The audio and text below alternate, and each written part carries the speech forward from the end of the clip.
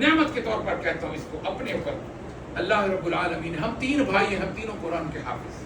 میرا ابا حافظ قرآن کا, میرا نانا قرآن کا حافظ تھا. 90 سال کی عمر میں نانا جی کا انتقال ہوا ہے. تو وفات سے 1 مہینہ میں نے پوچھا, پہلے بوڑھے ہو گئے تھے, کہتے آپ دیکھیں بوڑھا آدمی بھولنا شروع ہو جاتا ہے, بہت ساری اس کو مرضیں لاحق ہوتی ہیں, زندگی کا حصہ ہے. لیکن میں نے پوچھا تو کہتے اب مجھ سے پڑھا نہیں جاتا زیادہ. میں نے کہا پھر بھی کچھ تو پڑھتے ہو گے.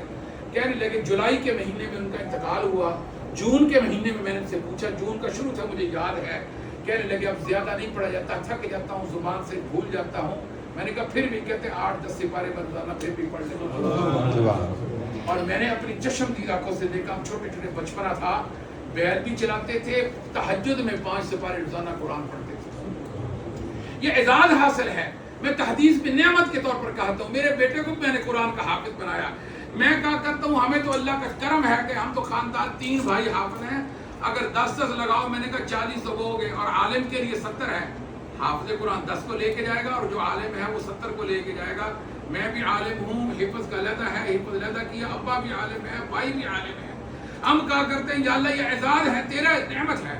باقی ایک بات یاد رکھیں, یہ ویسے اعزاز تقدیس میں نعمت کے طور پر کہتا ہوں, یہ ایک بات ذہن میں رکھیں کہ اللہ رب العالمین نے اس بچے کو جس طرح قرآن کی نسبت بخشا ہے, عطا کیا ہے. ایک بات میں اور کہا کرتا ہوں, شاید جو لوگ میری پروگرام سنتے ہوں گے میں کہا کرتا ہوں, ہمارے ایک بزرگ گزرے حکیم الامت حضرت مولانا قاری محمد طیب قاسمی رحمۃ اللہ علیہ بر صغیر کے بہت بڑے بزرگ گزرے.